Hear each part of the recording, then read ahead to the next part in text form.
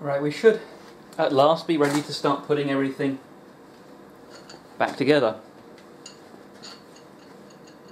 And the first thing to go on is this little beveled washer,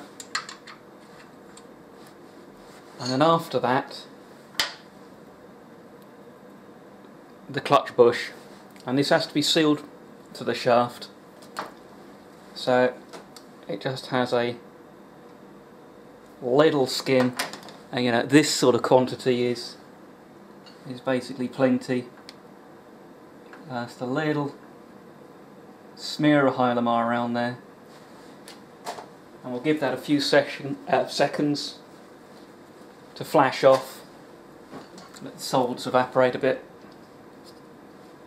You know, I haven't used Hylamar for years. The last time I did one of these, I was using the end of a tube I'd had for God knows how long. I actually had to go out and buy a tube, you know, and this will go off long before I ever use it. So okay, now the sleeve should just nicely slide on, and next is the gasket. Now all I've done to this gasket is smear it with some oil.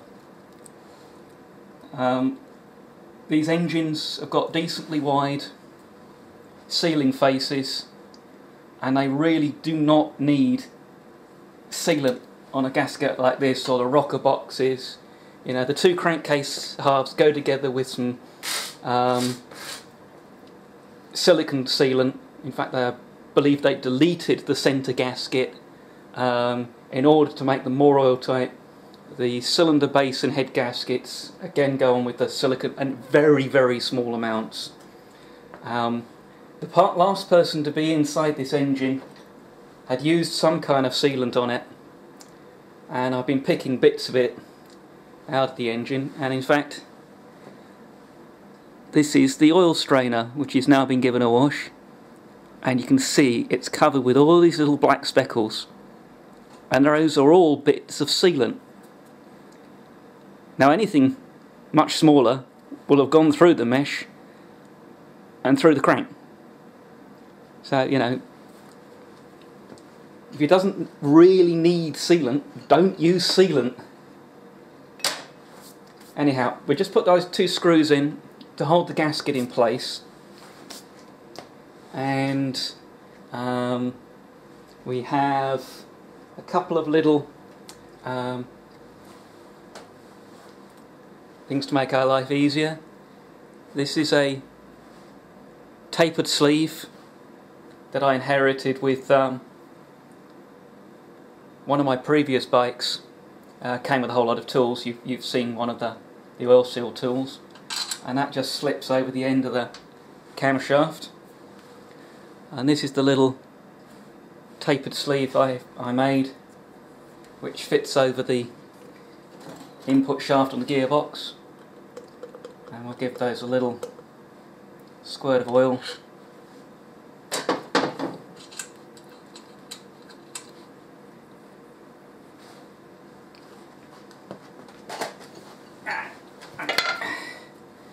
And I've already blown through the air passages the oil passages on the side casing with a bit of air. Make sure there's no debris in there. I'm just having a look at this casing to see if there's picked up any dirt. We're all good to go. I'm going to put a bit more oil in here. I'm going to put a little oil on the crankshaft quill,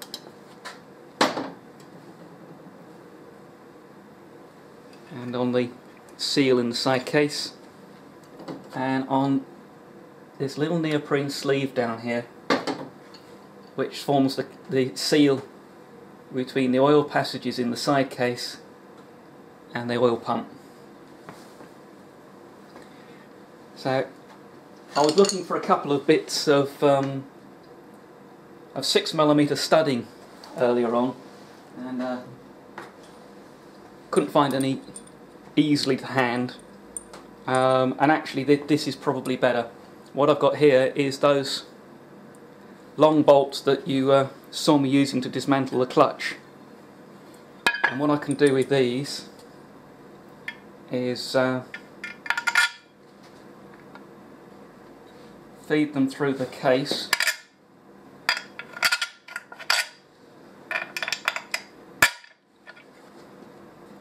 And actually I'm going to swap this screw over to here and use that hole in the cover.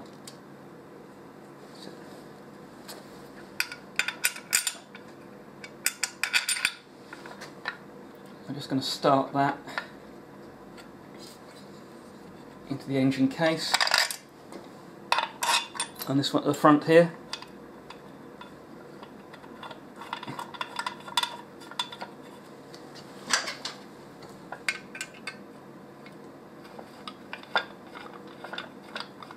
So with those screwed in a little way, the side case is held, the gasket's not going to fall out, and I can take out the other two screws I was using to hold the gasket in place.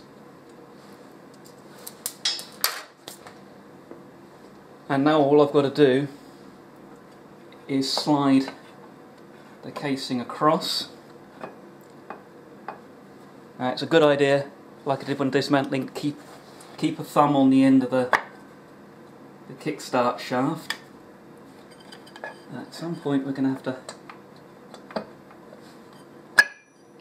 start getting the gears lined up. There we go.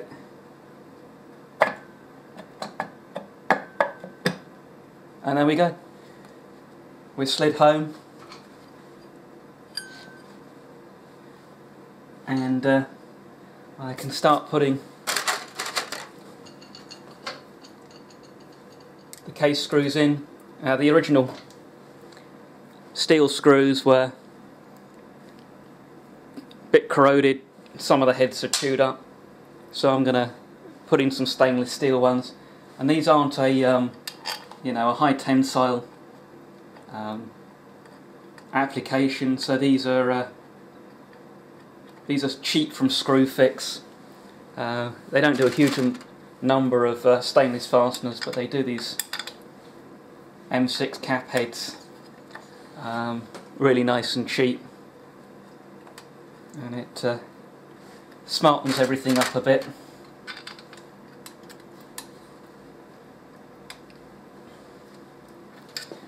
And we've got to get this plastic sleeve out. There we go. Don't need that anymore. And I'm just going to go whiz all these in.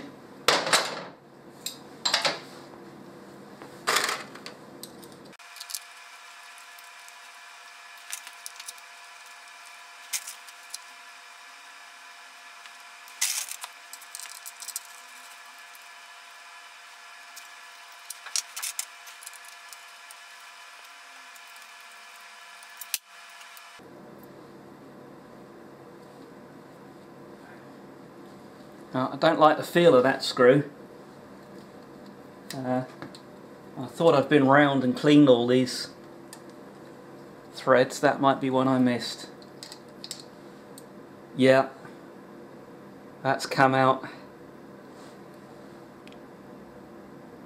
covered in sealant or corrosion or something. I'll just leave that for the moment.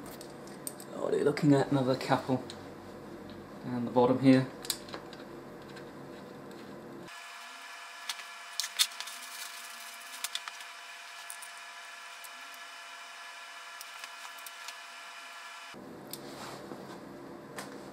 Okay, I'm just going to go and get a tap to clean out that thread.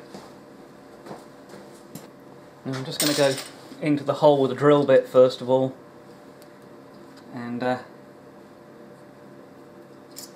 undersize.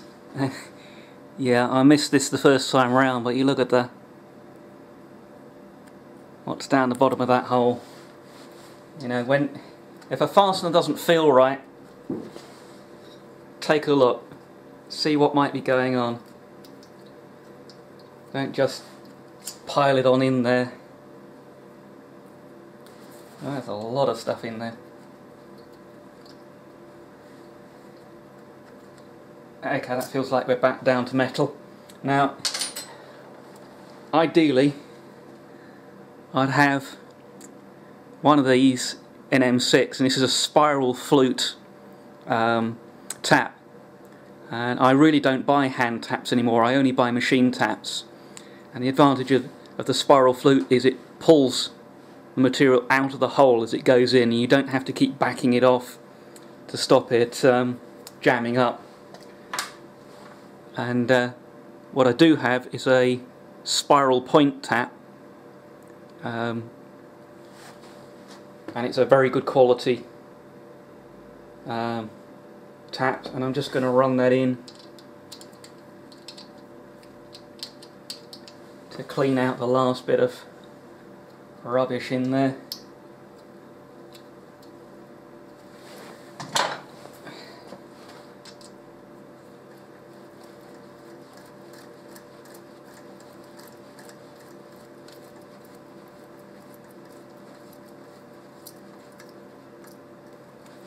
Okay, that feels good.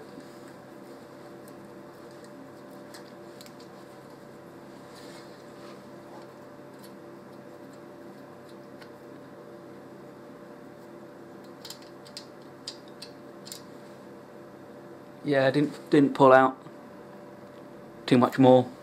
So that should be nice and clean, good to go.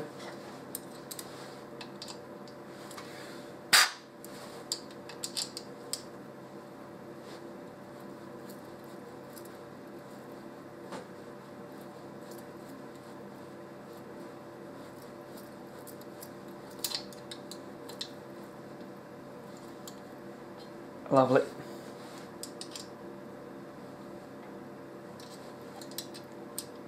I'm just going to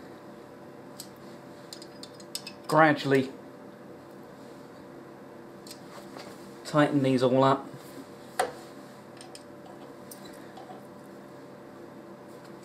And again, feel is important. You can kind of feel as you tighten something when you start to get tension and how far the tension's built, so you can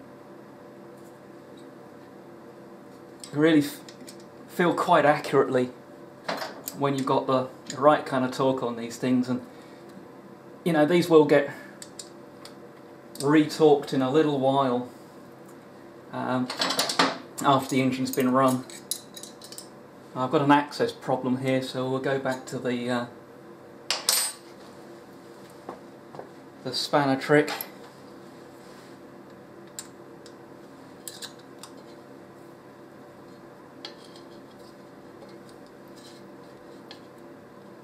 And again, I'm still trying to feel just how much tension I'm applying.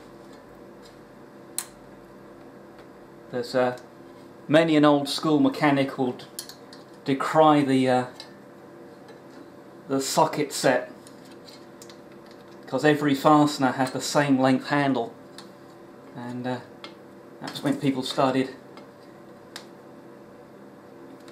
shearing stuff off really easy. I mean, some people never get the feel. I used to know someone who was always snapping little fasteners because they just couldn't develop a feel for how tight they should be. Anyway, those are all basically down to a reasonable degree of tightness, and as I say, I'll run the engine up and re-torque.